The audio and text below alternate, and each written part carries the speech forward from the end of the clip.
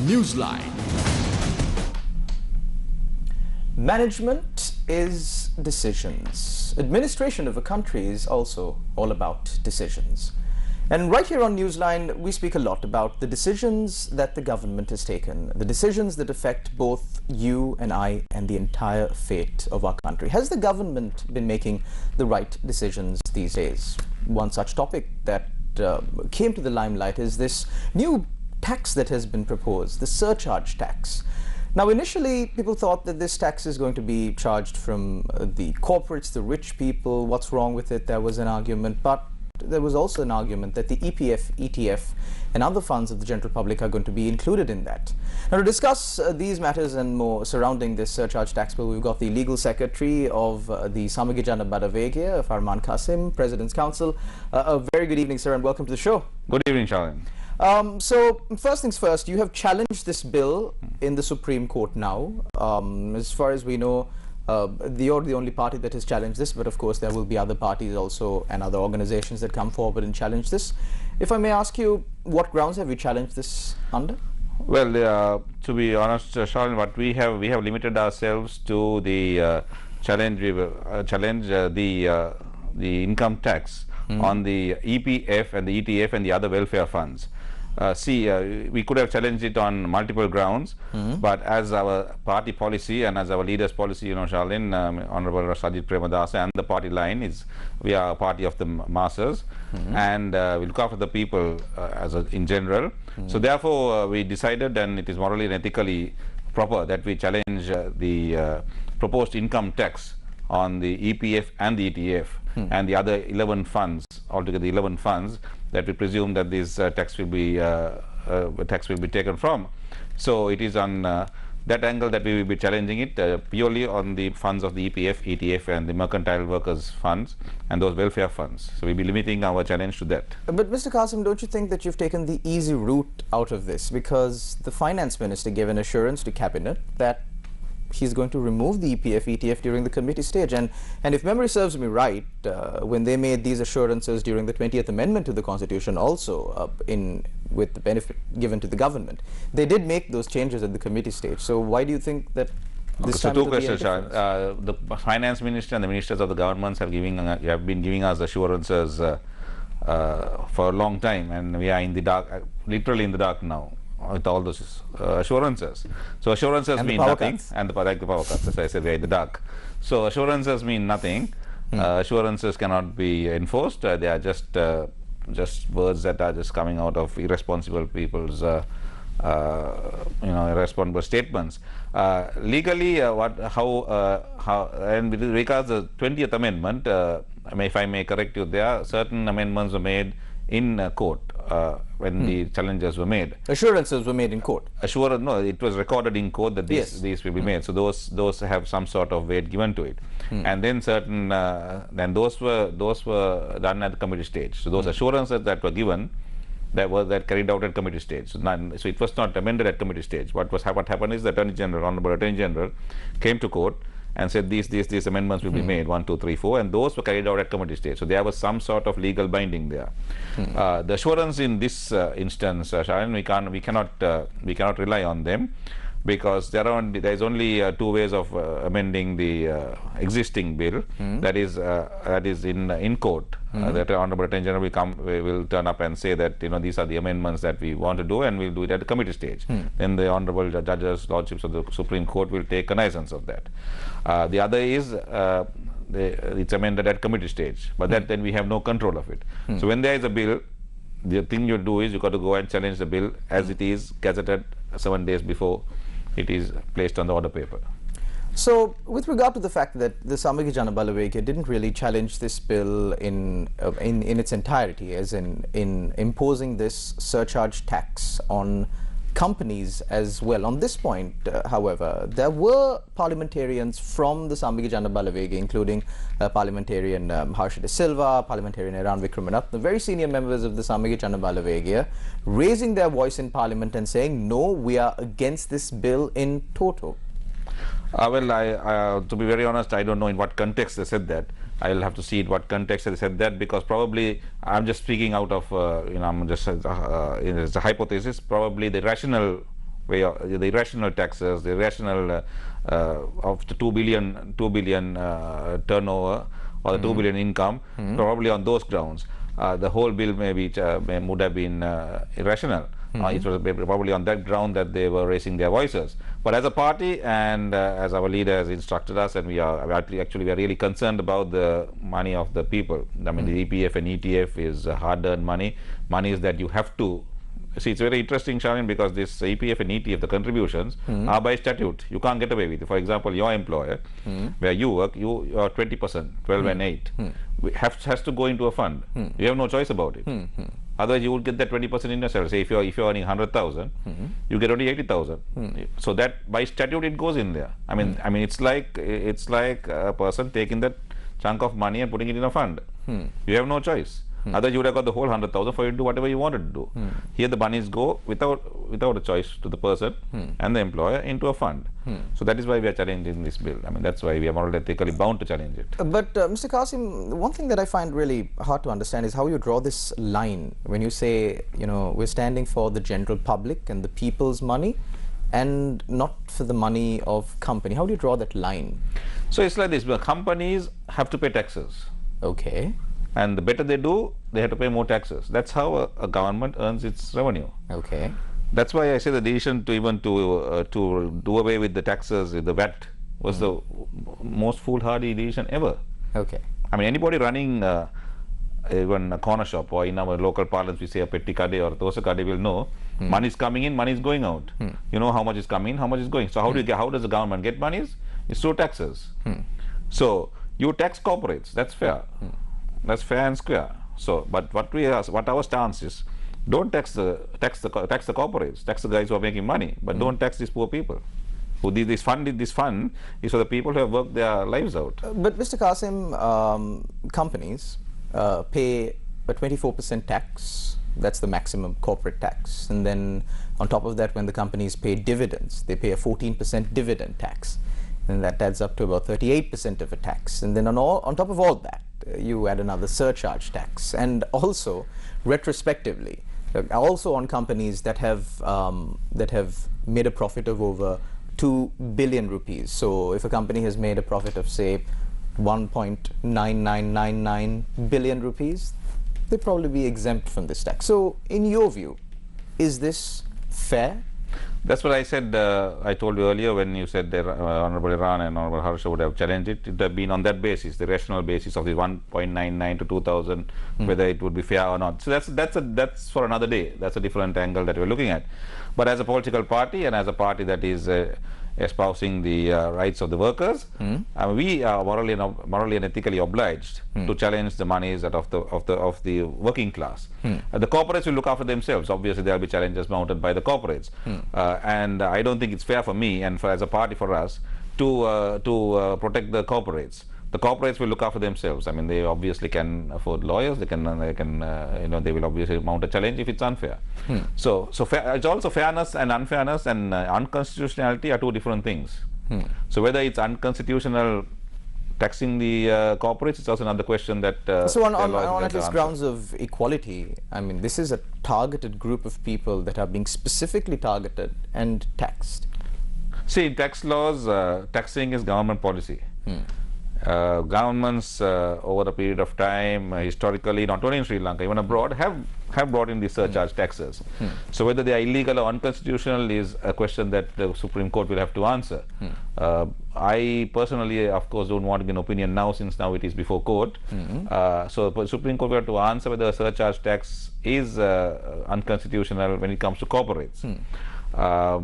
Historically, it has been done not only in Sri Lanka, in America, in England. Surcharge taxes have come in when there is a drop in the economy, when the economy needs a boost. Surcharge taxes have been done, and it has been found to be constitutional. So that the corporates will have to go to court and see what takes place. Mr. Cassim, do you think that the Samagya Jana Balavega has missed the broader picture? Because we're now in a country that has no forex. We don't have money or foreign exchange to purchase fuel. We're in the dark 5 hours of the day. We're hearing news reports of buses stopping halfway. I personally experienced this because the transport that carries us to work, of course, today was late.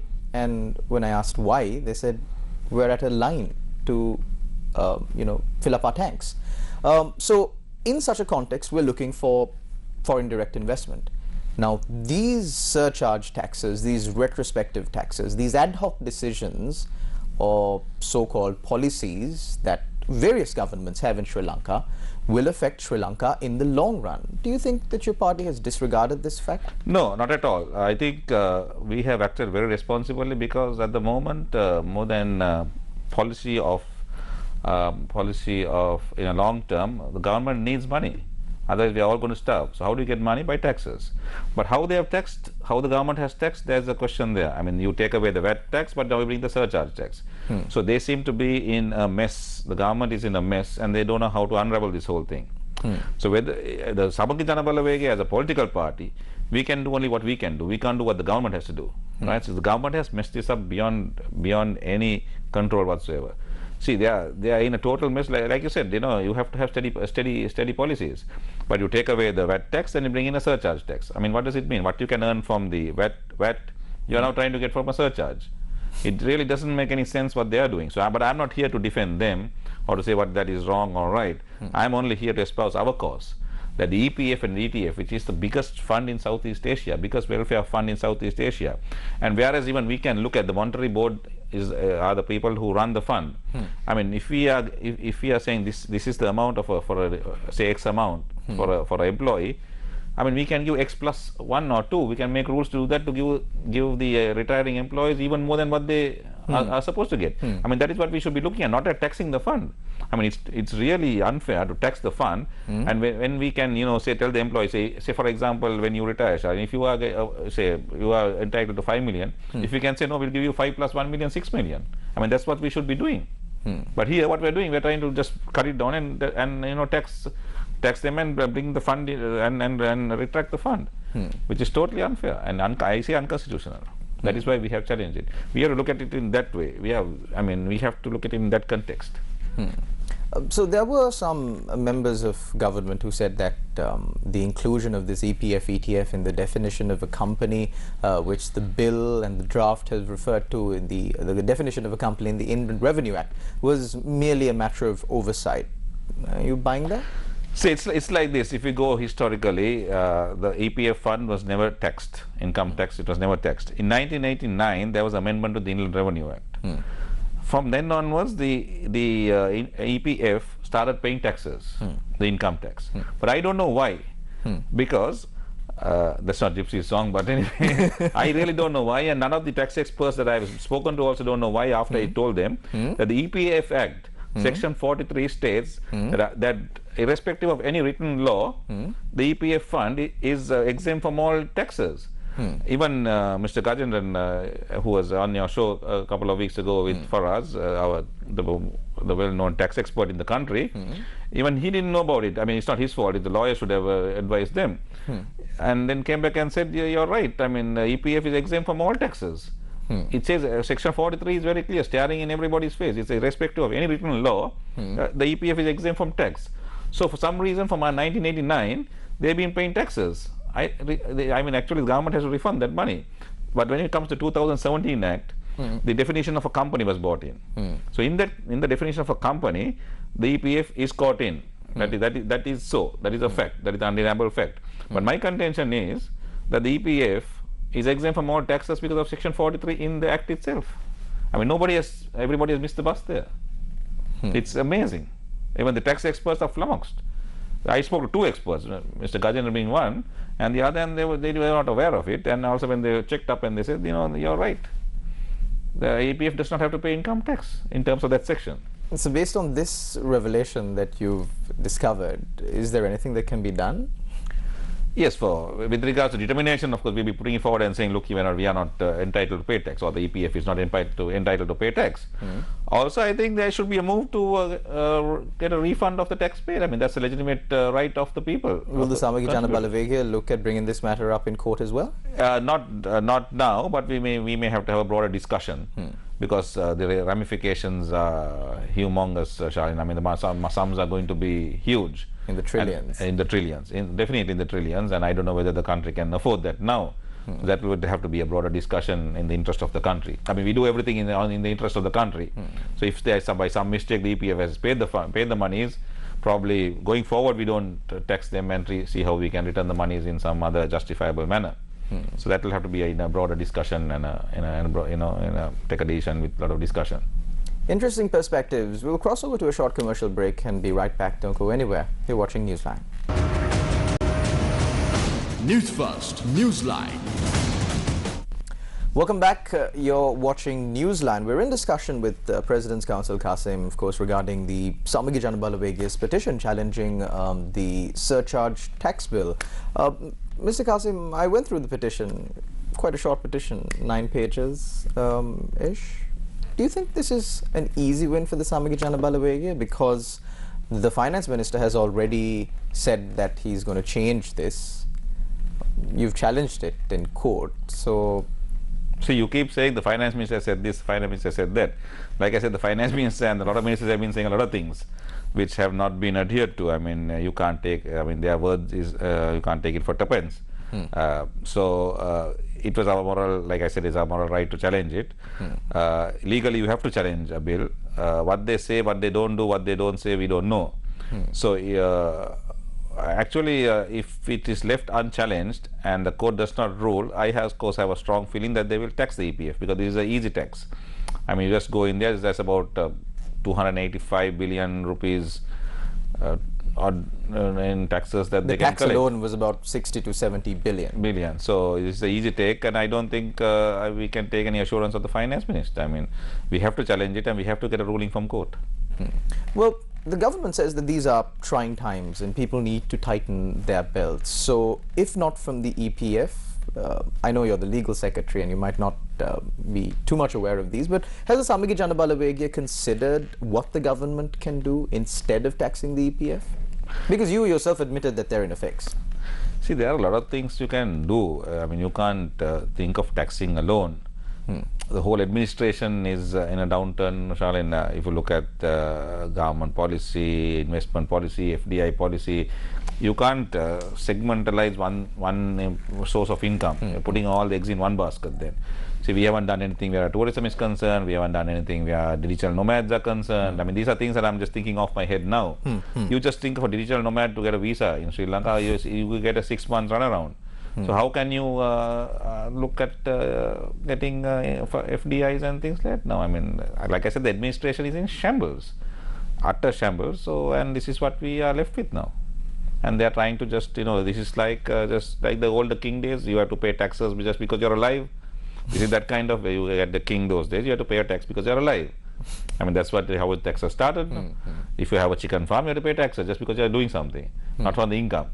So it's like we are going back to that stage now. So we'll have to go back to a stage where we have a Robin Hood. That's the proper way. You have to have a Robin Hood where you can take from the rich and give for the poor. So the rich have to become richer. The role of the government is to see the rich become richer so that you can look after the poor, not at the expense of the poor. That the corporates and the rich become richer so that you can take taxes off them and look after we are a welfare state.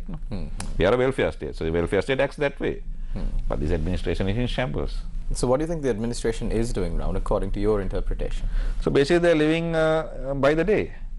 You just look after this week we can do something, next week you can do something. Get a oil tank tomorrow, get an oil tank day after. On credit? On credit. Oh yeah, like on credit, they are not even getting it. They're getting done. They're waiting for the rains in April. I mean, this is what they're doing. They're saying next 2 months, but they're hoping for rains in April. So this is how the country is run, unfortunately. So you're confident that the Samagi Janabalawegia can turn this around? Of course, from a political perspective, your answer is going to be yes. But so you have to look at the past record and the people involved, Sean. Like if you look at the economic, in the economic sense, we have renowned economists and financial people like Harsh, Iran, Kabir, and so forth in every aspect. I mentioned those names because in the economic front, we have Ranjit Madhum Bandara, people who are not in parliament like Sujiva Sena Singh and all that, people who are efficient people around in Samagi Janabalawegia. And led by an able leader who's no allegations of corruption. Honorable Sajid Premadas, there's no allegation of corruption, no allegation of being a murderer or whatever it is, and the team looks good, and there's hope for the country.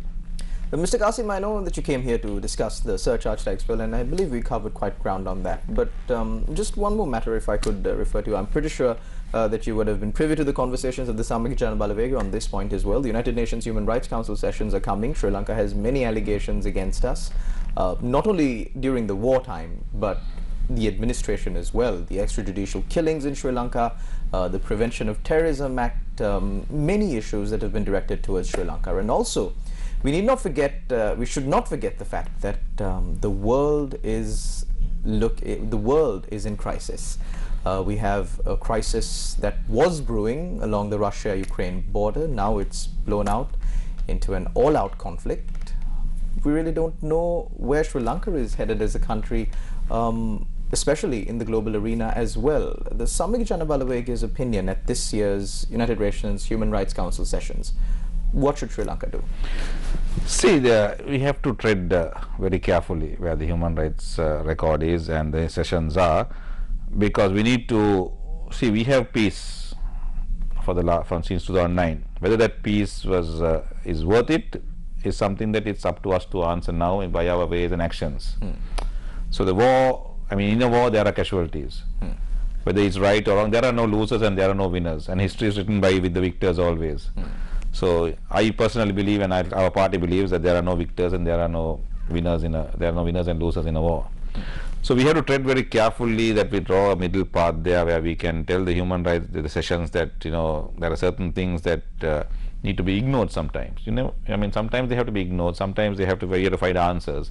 So you have to find a middle path. It's very difficult to answer the question in one sentence. You have to tread a middle path. For example, the chairman of our party, Field Marshal Sarat Fonseca, has urged the Human Rights Council today to act fairly and to look at both sides before making any comments. So while we need to protect our war heroes, we also need to give answers to the people who lost their lives. They are all Sri Lankans, they are our brothers, they are our sisters, they are mothers, our fathers that lost their lives, whether in whatever way. So answers need to be given. Also, we need to protect our war heroes and our brothers and sisters of all who fought the war. We all lost people in the war.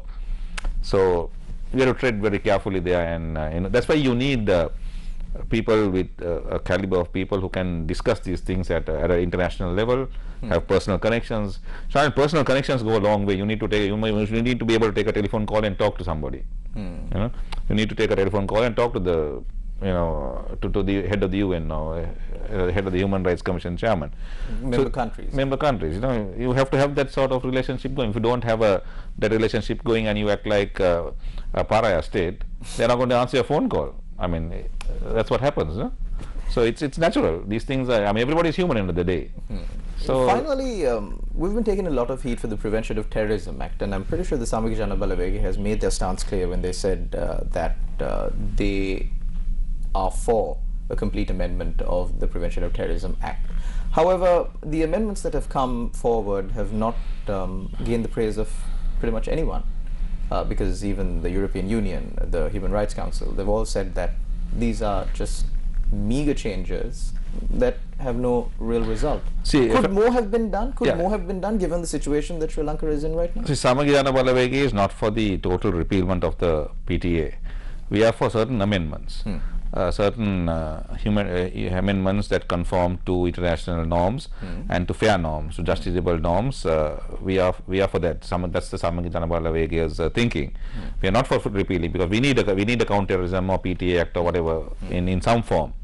The amendments that came in fact, we didn't challenge it as a party. We didn't challenge the amendments because they are better than what it is. It may be not 2 miles, but it may be an inch. Right? So we have gone. It's totally not enough. It's totally inadequate. Could more have been done? Really? Of course, a lot more could have been done. I think a lot of thought has not been given to this to these amendments. A lot more could have been done. A lot of things, and a lot of things together with safeguarding our security, national security, and the possibility of questioning suspects and all that could have been done. Even detaining suspects for an extensive period of time in a more humane manner. I mean, even presently, the PTA, even if you are on a DO for 18 months, the minister has the right under Section 11 to issue restrictive orders. That means you don't have to be in a 3x3 cell in the CID. The minister can say, okay, you have to be in Paget. Now, Mr. Sirisena Kure was under DO in Paget Road, the house in Paget Road. So he's there. Because he is not guilty, a person is not guilty. So if you are suspected of something, you put them in a room or you put them in a comfortable environment. Like that, there are things that you can do, even in the existing act. So in the amendment, we could have done those things, and we could have made it a very humane act. But what happens is, what we're doing here now is we use this to target our political enemies and people whom we don't like. That's what's happening. Always I say the laws are there, but the people implementing either intellectually fraud or they have their personal agendas. So, given a time when the Samagijana Balawege comes into power, if they come into power, the PTA will not be fully repealed. It will be amended in such a manner that, is that the case? Yeah, for sure. PTA will not be repealed. That's for sure. I mean, it doesn't make sense to repeal a PTA because terrorism is all everywhere. There's global terrorism. There's local terrorism.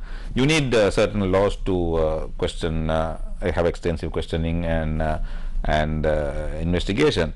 But we will advocate certain amendments that will be humane. That conform to. But will it be in line with the international standards? Of course, definitely. Probably even going more, because you can do things like I said. This restrictive custody is a very good thing. You can even put somebody in the Hilton Hotel in room number 405 and keep him there, with adequate security if you really want to.